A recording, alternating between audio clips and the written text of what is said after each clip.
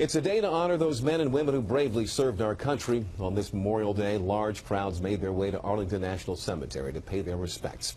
This morning, the traditional wreath was laid at the tomb of the unknown soldier. President Obama made remarks shortly afterward, thanking service members for their sacrifices and asking that all Americans pause to remember them. That's where Rebecca Cooper spent the day with families who lost loved ones in Iraq and Afghanistan, including the 3 children of a Maryland man who was killed in Kandahar as he served the 82nd Airborne. Walk far enough through the sea of green and white at Arlington National Cemetery, and eventually you get to Section 60.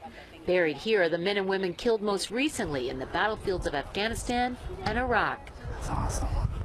Former Army Ranger Marcus Hull and his girlfriend came for Purple Heart recipient Bobby Horrigan. And every day, you know, I wake up and I thank the Lord for being here, and when I feel down or upset or in pain, there's somebody's face that pops up in my head every time, and it's Bobby's face.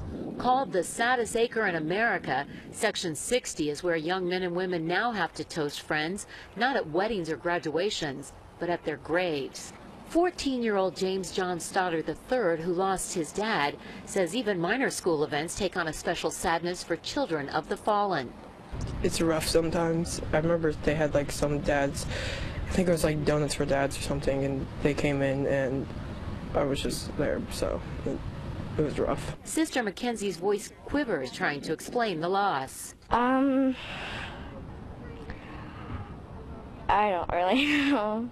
Like, difficult, I guess. The oldest, Megan, was 12 when their grandmother's screams filled the house as 2 men knocked on the door at 2 a.m. 10 years ago. It was horrible.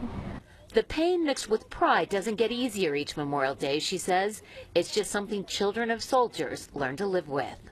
I want to say it gets better, but I guess you just learn to celebrate their life as you go on.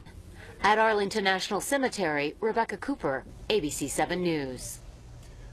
Also today, thousands marched in the National Memorial Day Parade. The crowd included celebrities, singers, and special guests. But the spotlight today was on veterans. The Grand Marshals were veterans of World War II, representing the 16 million who served. The parade route weaved along Constitution Avenue and went past the White House.